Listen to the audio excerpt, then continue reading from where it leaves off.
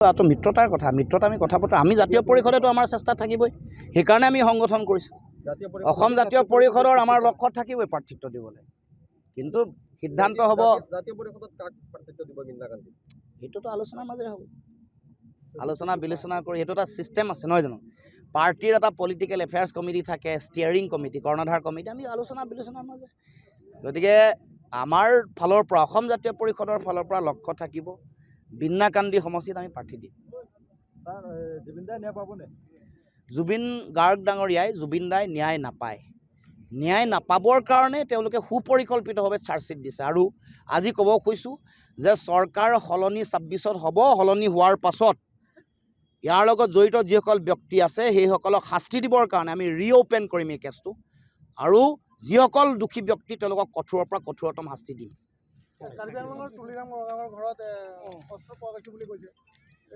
কিছুদিন পূৰ্বে লংকামকামত যিটো ঘৰ ভাঙিছিলে সেই ঘৰতে অগ্নিসংযোগ কৰিছিলে তাৰপিছত দেখা গৈছে বোলে অস্ত্ৰ পাইছিল বুলি নাই এইটো আগতে আমি কৈছিলোঁ এইটো ৰহস্যজনক তেওঁৰ ঘৰৰ পৰা ভস্মীভূত হোৱা ছাই ট্ৰেক্টৰত লৈ যোৱাটো ট্ৰাকে লৈ যোৱাটো আমি ৰহস্যৰ মান পাইছিলোঁ টকা পইচা আছে নে অস্ত্ৰ শস্ত্ৰ আছে বুলি আমি প্ৰশ্ন কৰিছিলোঁ এতিয়া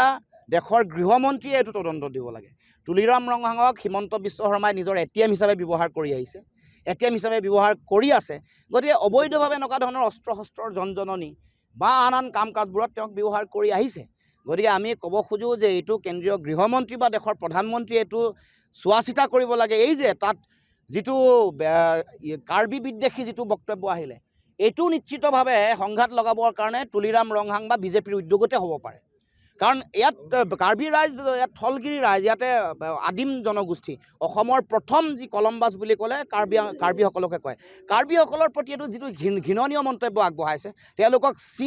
চীনা মানুহ বুলি কৈছে তেওঁলোকৰ প্ৰতি যিটো গৌবেগ দিছে এইটোৱে কেৱল মাত্ৰ কাৰ্বিসকলকে দিয়া নাই অসমৰ খিলঞ্জীয়া থলগিৰি ভূমিপুত্ৰসকলক চূড়ান্তভাৱে অপমান কৰিছে ইয়াৰ সমুচিত প্ৰত্যুত্তৰ পাব আৰু এইটো বিজেপিৰ উদ্যোগতে হৈছে এইটো তেওঁলোকৰ সাম্প্ৰদায়িক মানসিকতা তেওঁলোকৰ মনুস্মৃতিকেন্দ্ৰিক যিটো মানসিকতা তাৰ ভিত্তিত এনেকুৱা ধৰণৰ কথা বতৰা চৰ্চা হৈছে ঠিক আছে থ্যাংক ইউ